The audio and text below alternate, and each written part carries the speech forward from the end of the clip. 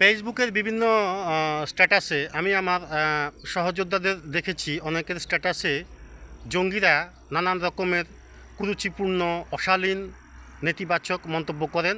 এতে আমাদের সহযোদ্ধাদের অনেককে বিব্রত হতে, হতাশা বোধ করতে দেখেছি।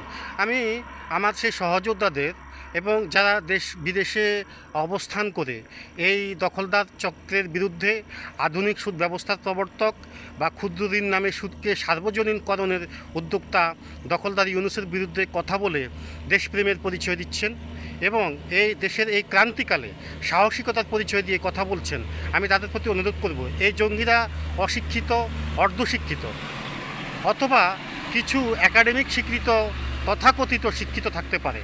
প্রকৃত অর্থে এরা শিক্ষিত নয়।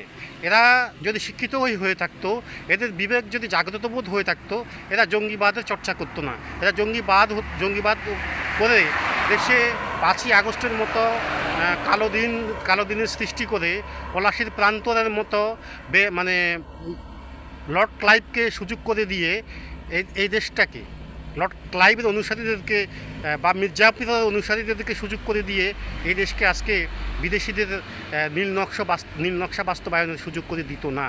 কাজেই এই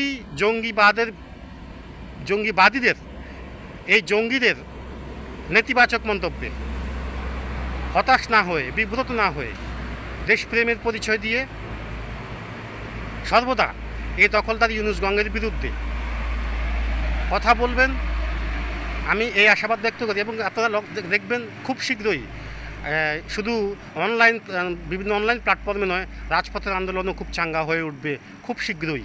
এই রাজপথেই এই বিভিন্ন কর্মসূচির মধ্য দিয়েই এই দখলদারি ইউনূসের পতন ঘটবে। সেটা আর সেজন্য আর বেশি দিন আমাদেরকে অপেক্ষা করতে হবে না।